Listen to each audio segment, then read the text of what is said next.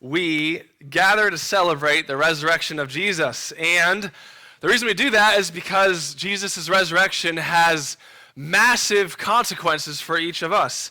And one of those consequences is that we await a cosmic and personal resurrection, meaning that the whole entire world and the order of things will be renewed and redeemed, and we ourselves will one day be renewed and redeemed bodily. Paul says in 1 Corinthians 15 that Christ is the first fruits. That language of first fruits, what it refers to is in a harvest, there's an early bud, the first bud that anticipates the harvest that is to come. That's who Jesus is for us. He is the first fruits of the great resurrection harvest that is awaiting us. So, Jesus' resurrection, it guarantees creation's redemption, it guarantees our own redemption, and if you're a Christian, this is your hope. This is your destiny. This is your hope. This is what everything's moving towards. This is what awaits us forever and ever and ever. And so, here's my question, just leveling together, coming together this Sunday morning. Does life ever just stink? Does that ever happen? Like, do you ever just have a really terrible day, a really terrible season of life? Are you here today wondering, what's the point of any of this? What's the point of my life? Why did God put me here? Or is there even a God, and is there purpose and an order to things? What are things getting at? Are you wondering if the world is more than just history repeating itself, or is there something more at stake? Or is there a direction that history is moving towards? Is there an aim that history is getting us to? And I'm here today to tell you that something better is coming. Something better awaits us. What's coming our way is nothing less than total and thorough and complete redemption and renewal of all things. Romans 8:18, let's read it. Paul says, I consider that the sufferings of this present time are not worth comparing with the glory that is to be revealed to us. So what kind of sufferings are we talking about here?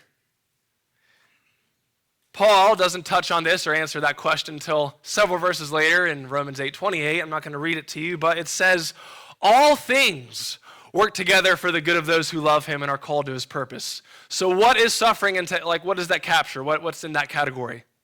All things, everything. The suffering of this present time includes everything that you can think of that is touched by sin. That is an astonishing statement. We live in a world that is cursed by sin in every way. This includes physical illness, mental illness, loneliness, sin, injustice, bereavement, poverty, famine, drought, epidemics, on down the list. We suffer in every way. But amazingly, the glory that is on the horizon, when we get there, it's going to be so tremendous, so extraordinary, that Paul says what? Our present sufferings are not even going to be worth comparing to the glory that we will exist in. Our hope is so tremendous that the worst things imaginable will be forgettable. Paul writes they are not worth comparing. That's strong language. Now, if you took this literally, which you should, if you took this literally, this means you could weigh in the scale on one hand the pain and sadness of cancer, for example, and then place in the other scale glory, the world to come, the life to come. And what would happen is the scale would immediately tip and break immediately and fall through the table and fall through the floor. That's how tremendous our glory is that awaits us. Have you ever had a kind of grief that's so overwhelming, so completely deflating, that it takes the wind out of you, that it just kills your zest for life? Whatever you're thinking of, glory will swallow it up. Imagine the most intense moment of suffering and sadness in your life. And I'm here to tell you today, it will not come close to the intense happiness that we will feel every moment of glorious existence. The two experiences, present suffering and our hope that is to come, they're not even worth comparing. So the question then is, the question's begged then, what's coming our way? What is the glory that is just incomparable? It's the redemption of the world, the redemption of all creation. So let me just say this as we talk about eternity, glory, hope. Our hope is not heaven. If you were to die today as a Christian, your spirit would depart from your body and you would enter into a disembodied existence with Jesus in heaven. But one day heaven will meet earth. One day heaven and earth will be reunited. Heaven is not our final hope. It's like a bookmark. But our ultimate hope is a renewed world that we will live in. And so now what you're going to see Paul do in this passage is he's going to personify the world. He's going to humanize the world in order to reinforce the message of what our hope is and try to communicate to us. And so here's what I want to do as we interpret the following verses. Ask ourselves this question: what is creation doing and why? In this passage, what is creation doing? What's its activity? And why is it having that activity, okay? So what we're going to first see in verse 19 is that creation eagerly waits. Verse 19. For the creation waits with eager longing for the revealing of the sons of God. So what is creation on the edge of its seat anticipating? It's on the edge of its seat, anticipating a great revealing. Who are the real followers of Jesus? Who are the sons of God? The term son of God that you see there in verse 19, that's not a phrase that's new to Paul or the New Testament. This is a very Old Testament phrase. It's used to talk about Adam, Israel, David. Jesus was also called the Son of God, of course. And each one of those people, the nation of Israel, the reason why they're called the sons of God is because they were to represent God like a son represents a father. So all of those who rise from the dust of the earth one day, who are Christians, will be validated as sons of God. Daniel 12:2 says this: many of those who sleep in the dust of the earth shall awake, some to everlasting life, and some to shame and everlasting contempt. The resurrection will reveal who the sons of God have been all along, who are God's real representatives. It's like the stamp of approval on your profession as a Christian. Creation awaits that grand reveal. Who are the real sons? Who are the real children? But that's actually just a more superficial reason. There's a deeper reason as we continue through this passage. There's a deeper reason than just who the sons of God are that creation's excited about, this resurrection. There's personal interest at stake for creation. Verse 20. For the creation was subjected to futility, not willingly, but because of him who subjected it, in hope that the creation itself will be set free from its bondage to corruption and obtain the freedom of the glory of the children of God. So here's what I want to do, verse 20. I want to reverse engineer this. There's logic here. We got to piece together the logic. This is what creation's excited about. So the reason why creation waits eagerly for the revealing of the sons of God is because when that moment occurs, Paul says creation will be set free from its bondage to corruption. This means it will no longer house decomposing human bodies. It will no longer be the resting place of humanity. This is what Paul calls the freedom of the glory of the children of God. Our resurrection is creation's release from its bondage to corruption. But it also is a release from what? As a reverse engineering. In verse 20, what's it say there at the beginning? It says creation is subjected to futility and is waiting for this futility to conclude. Creation is on the edge of its seat to have us released from the dust of the earth so it can be set free from the bondage of corruption, because when that happens, it will also be the conclusion of its futility. Our bodies in the dust of the earth make creation feel futile. Other words for futility in the Bible: empty, useless, foolish even. Have you ever had the feeling that no matter what you do, no matter how hard you try, it won't matter? It's a futile attempt, it's a futile effort. Have you ever thought to yourself, there's no point in trying? No matter what you do, no matter how hard you work, it will not reach the goal. Creation right now feels that way. It feels the futility of its existence. It's ready to be done with not realizing its potential. If creation could speak to us, it would say, I got more in me than this, more in me than what you're seeing, more in me than what's happening right now. I was meant for more than this. But there's one more detail that helps us put all these pieces together, why the redemption of the world is so amazing and tremendous. It says that this futility comes from who? Who subjected the world to futility? God did. He subjected it. This is a shorthand reference to Genesis chapter 3, the creation story, and when sin enters the picture and fragments everything. Now this is where we're getting to the bottom of it all. Why is creation eagerly anticipating our resurrection?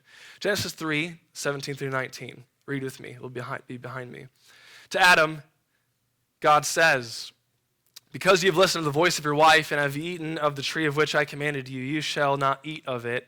Cursed is the ground because of you. In pain you shall eat it all the days of your life. Thorns and thistles it shall bring forth for you, and you shall eat the plants of the field. By the sweat of your face you shall eat bread till you return to the ground, for out of it you were taken, for you are dust, and to dust you shall return. The curse of sin means that the world is touched by sin, and everything is fragmented, and everything is broken in the world. And to put a cherry on top of it all, death enters into the world. To dust we return. The reason why this is such a tragedy is because in Genesis 1:28, God creates man and woman and says, go into all the world, be fruitful and multiply, have dominion and subdue the world. And then in Genesis 2:15, he tells Adam to work and keep the garden, which means he's supposed to use the raw materials of the world, harness their potentials, and to build out this garden city, this garden sanctuary, deeper and deeper into the world for the blessing of the world. That's what creation was meant to contain. Creation was meant to be the stage for humanity's potential. It was meant to be the tool for humanity's potential. It was meant to be the witness to humanity's potential. Look how David describes our potential. Psalm 57:8. He says, awake my what? I love this verse. Awake my glory. Awake, O harp and lyre. You know, each one of you have a glory to you, a personal, individual glory. It's what you're good at. For David, it was the harp and lyre. For you, it's whatever you're good at. We were supposed to use our glory to glorify God in the world. And creation was to witness this, be the tool for this, and be the stage for this. But instead, because of sin, creation becomes the coffin for the sons of God, instead of the spectators to the sons of God. And creation is now longing for its potential to be realized, which is to host and witness and help humanity bring about God's reign in the entire world. So that's what creation is excited about, eagerly waiting for, on the edge of its seat, our resurrection, because when that happens, creation can fulfill its role in existence, to be the stage, tool, and witness to God's glory being spread into the entire world. But not only that, creation, again, Paul's personifying it, he also says it groans in pain in verse 22. For we know that the whole creation has been groaning together in the pains of childbirth until now. So if the redemption that creation will experience upon resurrection wasn't clear, now it is. Creation is assigned the image of what? A mother in labor giving birth to life. That's the imagery of resurrection. That the world, literally the dust of the ground, will release life from itself. And this imagery, it's interesting. It's lifted from the pages of the Old Testament. The prophet Isaiah, he talks about Israel's release from Babylon through an Exodus event.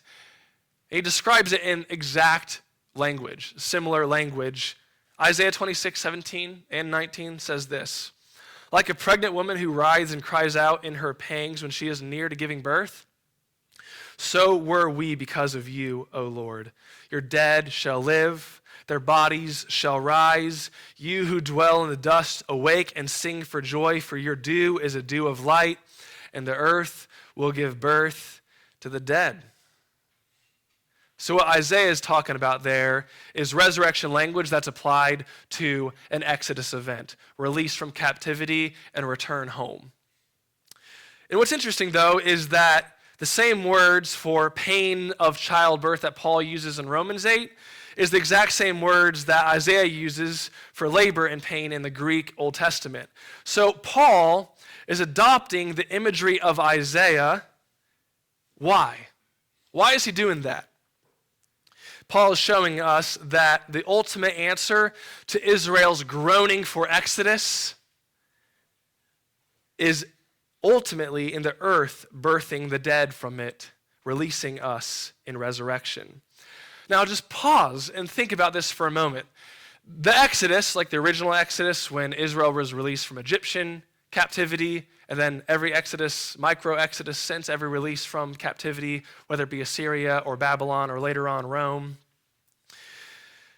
The Exodus for Israel was everything to them.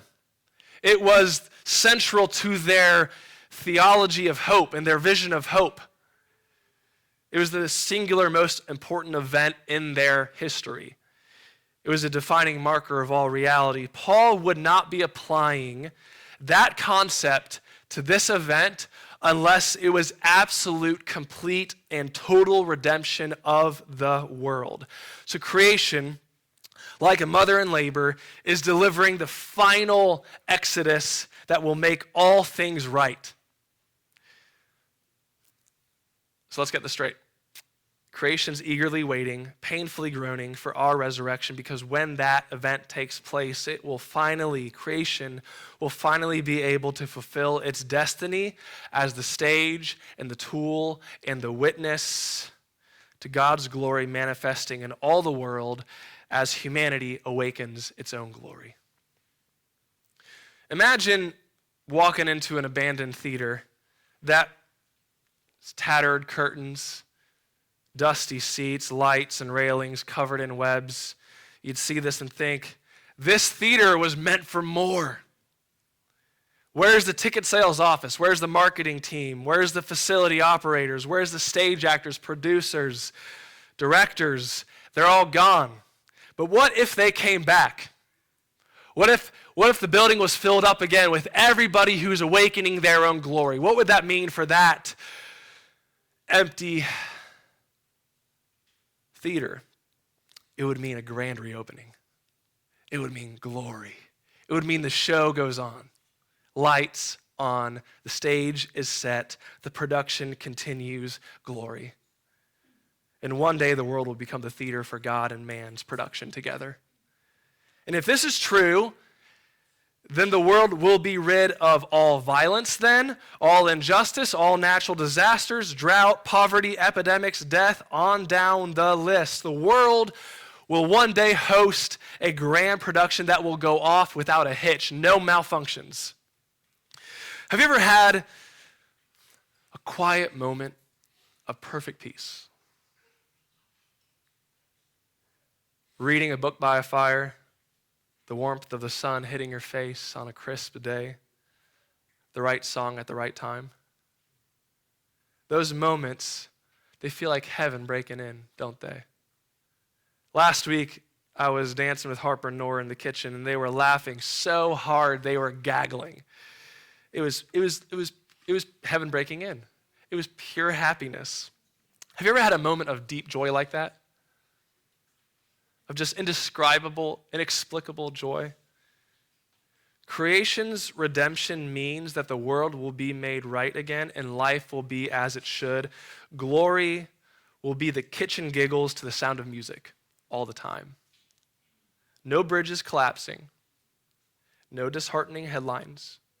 No more brokenness. We will have a world that can provide the setting for our happiest moments to last forever. All that is sad will come untrue. The reason why this glory is tremendous, our sufferings aren't even worth comparing and thinking about in comparison to it, the redemption of the world. It's going to be incredible. Now, all this goes without saying that if creation's redemption depends on our resurrection, then we are going to be set free in our own redemption too. So let's talk about the redemption of our bodies. Creation's redemption, now the redemption that we will experience. Verse 23. And not only the creation, but we ourselves, who have the first fruits of the Spirit, we groan inwardly as we wait eagerly for adoption as sons, the redemption of our bodies. So not only will creation's limits be lifted so that creation can achieve its destiny, our limits will be lifted too. Now, I know this may surprise some of you, but because I look so debonair in this jacket, okay? I got this jacket for Easter Sunday. This might surprise some of you, but I'm only 33 years old. I know I look way older right now, but I'm only 33. I guess I'm pretty young considered everything, but I'll say this. When I crossed 30, my body started to hurt. This is young church. Some of you don't know what's coming, okay? Before I hit 30, I never had to stretch. My back hurts right now. I'm going home and stretching today, all right? Before I was 30, I could literally eat whatever I wanted. And you all know I love Taco Bell. I have the app. I could eat whatever I wanted. It didn't matter. But now when I eat Taco Bell, I literally feel it. And I won't be surprised when my body breaks down more. And eventually when my mind breaks down as the years go on. But we're not up against only natural bodily breakdown. We're up against anxiety, cancer, illness, injury. We're up against depression, mental health disorders. It's not just physical and mental disorders that we're going to struggle with from here on out. We're up against sin nature that's inhabiting our bodies and wrecking everything within us. Paul writes, Romans 7, previous chapter, he says, I do not do the very thing I want to do, and the very thing I want to do I cannot do. It is no longer I who am doing it, but sin that dwells in me. What he's saying is like the real me, the me that's at the core of myself. I want to do what is right. I want to do what is pleasing. But sin within me just short circuits everything, just corrupts everything, just pollutes everything. Sin is like a parasite that attaches itself to every single desire. And every good thing in us is distorted and polluted by sin. My flesh, as the Bible calls it, is the parts of me that are under the dominion of sin, and I will struggle with that all the days of my life. So this means from here on out, I should expect breakdown both physically, mentally, and spiritually because of sin touching my body. But when I am resurrected in an immortal and glorified human body, my body, living in a renewed world, everything that sin has stolen from me will be returned to me.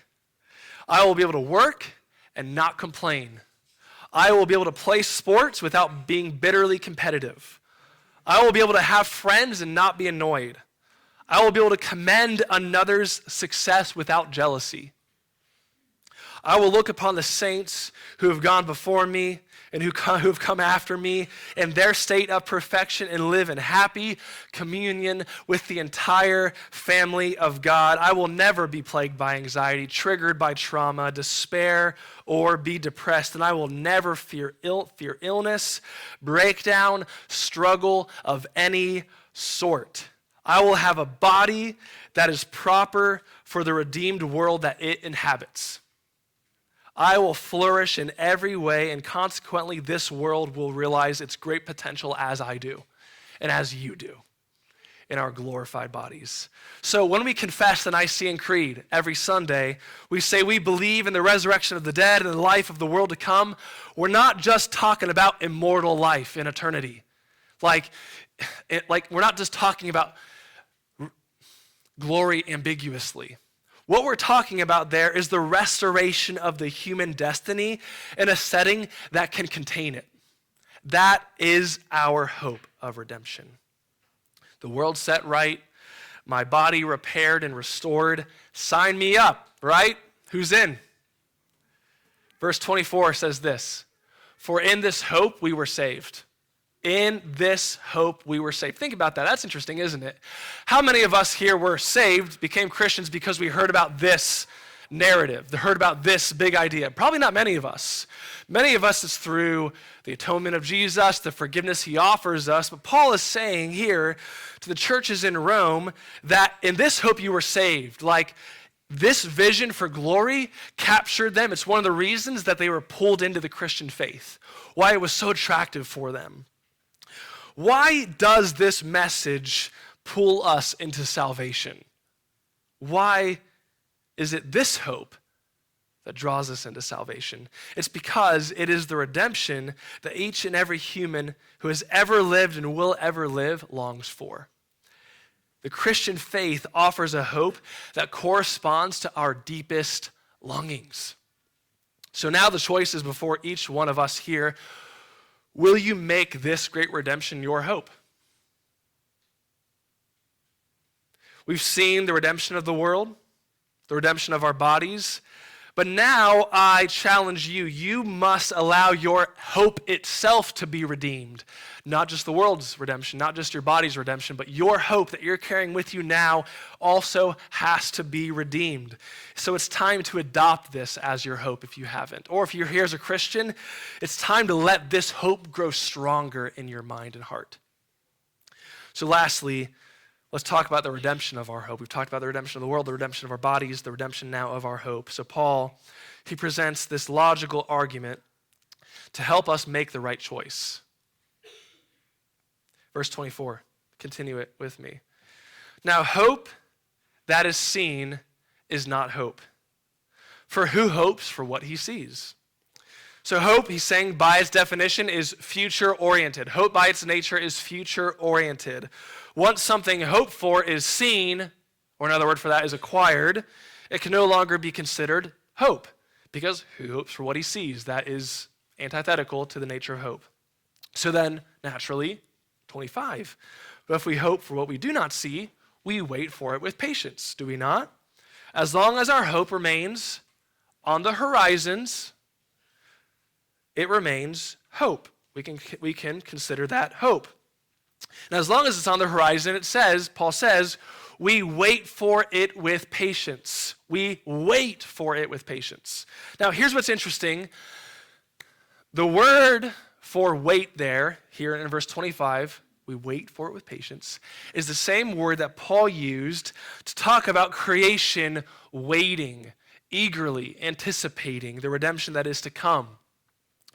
This word waiting, it's on the edge of your seat kind of waiting. It's not passive resignation. It's anticipatory preparation. Think about your wedding day as that day was approaching. Think about when you found out you were going to have a baby and that date is approaching. Think about your graduation coming up and your coming commission. Think about your final exams. Think about that promotion at work that's on the calendar.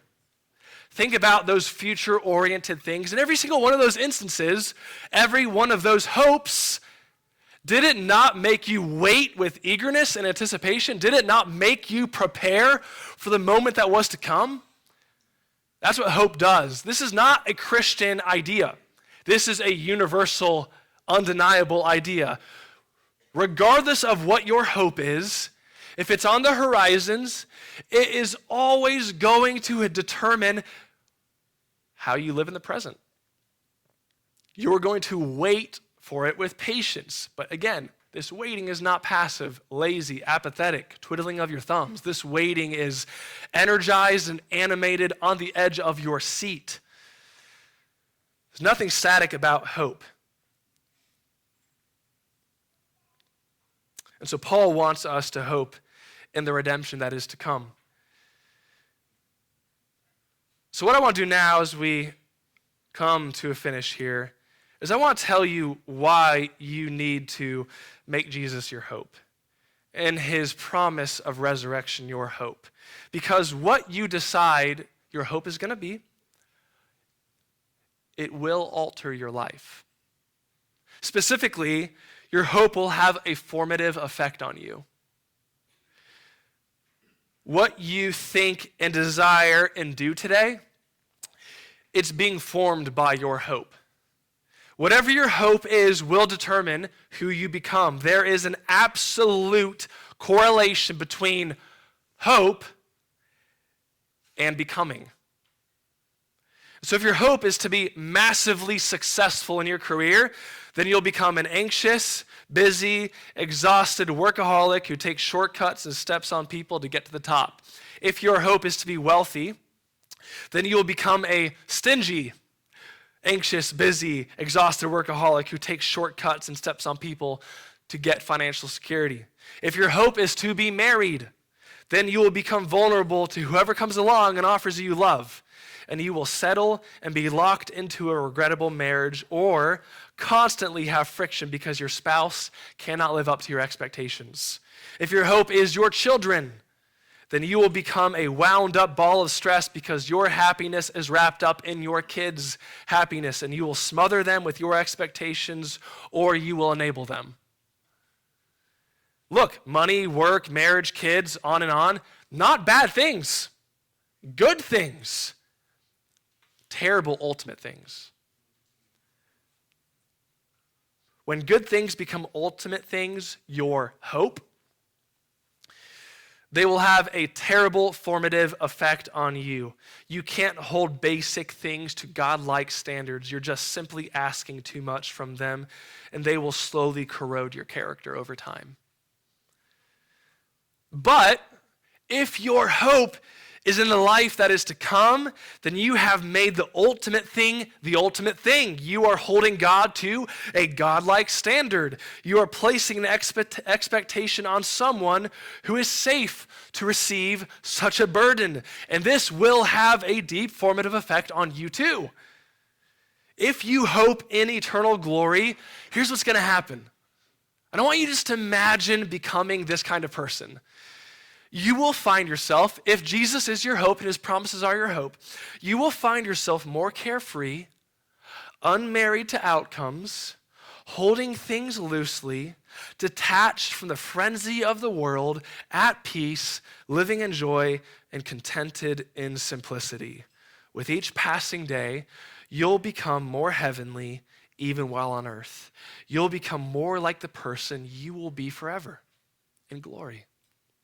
I'm going to quote C.S. Lewis a number of times as we think this through. He describes this phenomenon and he says this: every time you make a choice, you are turning the central part of you, the part of you that chooses, into something a little different from what it was before. And taking your life as a whole, with all your innumerable choices, all your life long, you are slowly turning this central thing either into a heavenly creature or into a hellish creature. To be the one kind of creature is heaven. That is its joy and peace and knowledge and power. To be the other means madness, horror, idiocy, rage, impotence, and eternal loneliness. Each of us at each moment is progressing to the one state or the other. Your hope is forming who you are. And strangely, the more you hope in the life that is to come, here's the secret, the more you'll be able to enjoy the good things of the present as they are. You'll be protected from the destruction of making good things ultimate things and instead properly enjoy things as they are, people as they are, opportunities as they are, because you're not asking them to be anything more than what they were intended to be. When you make Jesus and his promises your hope and nothing less, nothing else, just that, strangely enough, you actually enjoy the present more. By giving up the present and making Jesus your future hope, you have more joy in the present. You have it all now. You're set free in the present by your hope. And when that happens, it's like you're getting foretastes of heaven on earth. So imagine work, imagine marriage, imagine kids, imagine friendship without the added pressure of your idolatry. Imagine that. What does that seem like? That sounds like the world to come. Relationships and work and life without the added pressure of idolatry. That sounds like our glory. Our ultimate hope in Jesus, when it's treated as such, it brings heaven on earth even now. C.S. Lewis says, aim at heaven, you'll get earth thrown in. Aim at earth, you'll get neither.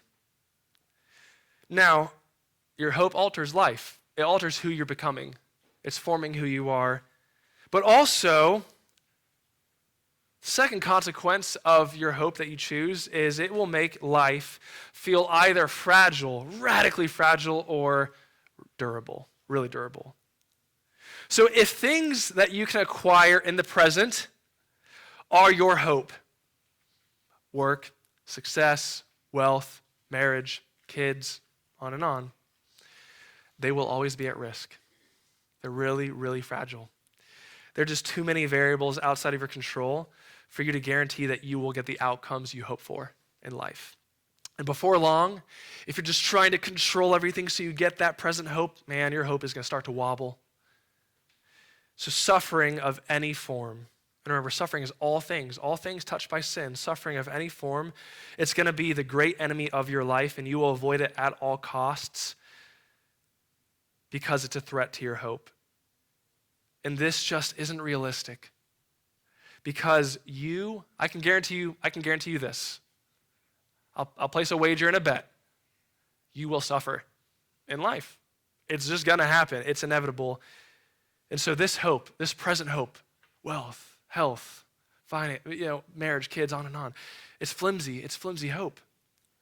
But if your hope is in the life that is to come, you will have a durable hope because nothing can touch that. And in fact, suffering can't touch it. And in fact, suffering will become your servant and make your hope even more grand. Your hope, it can't be taken if your hope is Jesus' promises. And in fact, every perceived threat, it becomes your friend and ally. A few verses later, Romans 8, look what Paul says. Who shall separate us from the love of Christ? Shall tribulation, distress, persecution, famine, nakedness, danger, sword?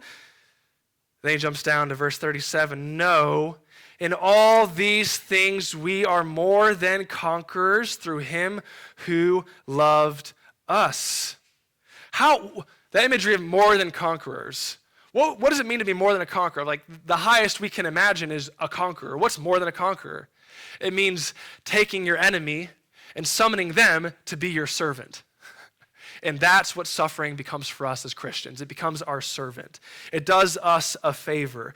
Our suffering, if our hope is in Jesus, our suffering actually creates more reassurance and more excitement for the world that is to come. C.S. Lewis in The Great Divorce, this fictional tale of people on earth who take a field trip to heaven. And their destiny isn't decided yet because they're making choices still, but they meet people they've known on earth while now in heaven. And one interaction goes like this. Son, he said, this is like, the person in heaven talking to the person on the field trip. He says, son, you cannot in your present state understand eternity. That is what mortals misunderstand. They say of some temporal suffering, no future bliss can make up for it, not knowing that heaven, once attained, will work backwards and turn even that agony into a glory. That is why the blessed will say, we have never lived anywhere except in heaven, and the lost, we were always in hell. And both will speak truly. What he's saying here is every suffering will be transformed from a negative to a positive as it serves to amplify the glory that is to come. Jesus says in Matthew 10, I say to you, truly I say to you, there is not one who has left house or brothers or sisters or mother or father or children or lands for my sake and for the gospel who will not receive 100-fold now in this time. Houses and brothers and sisters and mothers and children and lands with persecutions and the age to come, eternal life. If you can train your spirit to remember within every event of suffering that you will be rewarded, replenished 100-fold, then your hope will not wane. It will be emboldened. And you will say, when you're in glory, seeing Jesus face to face with all the innumerable saints, you will say, it was all worth it. It was all worth it. And every suffering only made it more worth it. That's the effect of our future hope. It stretches back into the present and transforms suffering into our servant. So the hope of Jesus, it's summoning you. Will you respond today? Will you make this your hope? Will you make this hope of yours stronger? And so some of you here, you might hear this and you think, this is superstition. This is unbelievable. But you believe it. You do. Everything about your instincts tells you that this is true. What's the worst part about a good song? What's the worst part about the best day? What's the worst part about a great movie? What's the worst part about the best relationship? When it ends. You can go on thinking we're just human fertilizer. You can go on thinking there's no God and that we're born, live, and die, and we live in this cruel world of random chance. It's just survival of the fittest. But you know that's not true. We're meant for more than that. Otherwise, why does anything matter at all? If there's no hope beyond this life, then my daughter's smile, valor, virtue, love, brilliance, wonder, it's all just random chemicals in my brain convincing me to perpetuate my gene code. That doesn't resonate with me, and that does not resonate with you, and you know it.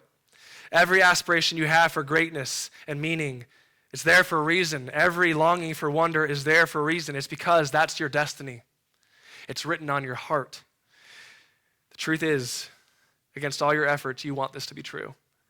It just sounds too good to be true, but it is true. It's not opiate for the masses. This is an undeniable, universal longing. Every human ever existing has felt this way. It's not a trick. It's not a conspiracy. It's put there by God because we were made by God for God. All of us here who are followers of Jesus, here's my question for you. I really hope this just wrecks you. You ready for it? I thought about it all week. What are we doing if not living according to this hope? Like, what are we doing if we're not living for this? Stinginess, inhospitality, resisting inconvenience, being a closet Christian, resisting discomfort and sacrifice. These are all great ways to deny your hope. What really matters? Think about it. What, if this is true, what actually matters? What counts today? Probably not the things you're stressing about and anxious about. Certainly not the things you're trying to protect and keep and isolate from others and the threats, right? What are we doing if not living for this hope? Only what you do for eternity will last. Everything else is going to fade away and pass away. C.S. Lewis says, if you read history, you'll find that the Christians who did most for the present world are precisely those who thought most of the next.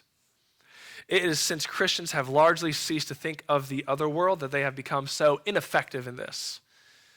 Only what's done for Christ will last. C.T. Studd,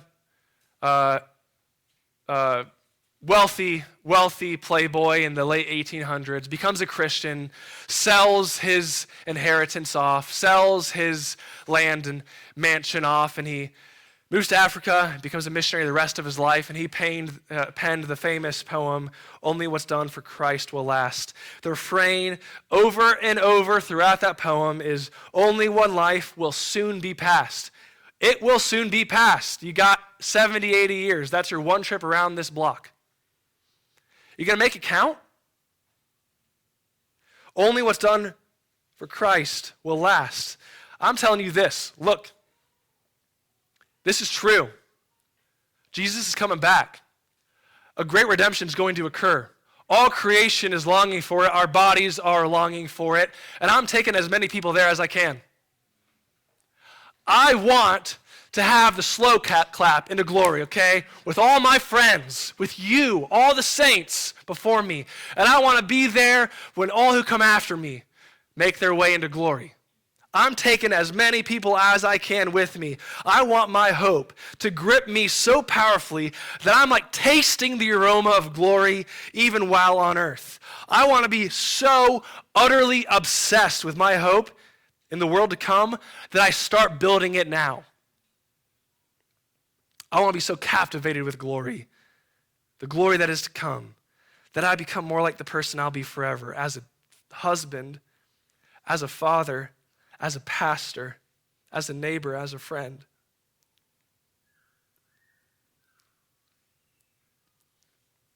And I want, day by day, even the suffering of this life to be a furnace to forge my hope. What are we doing if we're not living for this hope? What are we doing if not living for this hope? Only one life. It will soon be past, and only what's done for Christ will last. Jesus lives. Hallelujah. He is the first fruit. He's blazing the trail to glory. And he alone offers a hope that's worth the wait.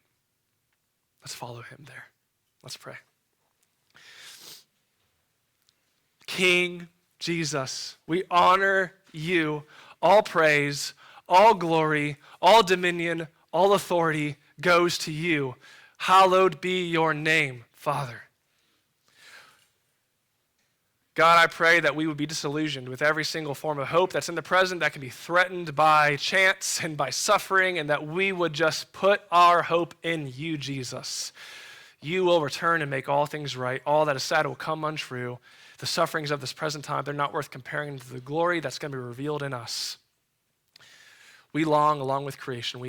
We anticipate on the edge of our seat along with creation your great renewal.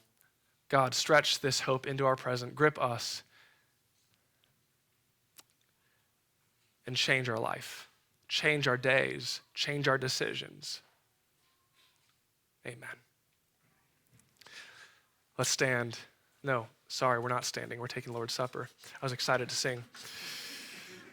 If you're a Christian here, a follower of Jesus, we have a time now to remember this hope that we have in Jesus. Come and grab the crackers and the juice and make your way back to your seat and enter into a time of confessing your sin and of remembering and recalling to yourself the promises of Jesus, how he's forgiven you and has a world waiting for you.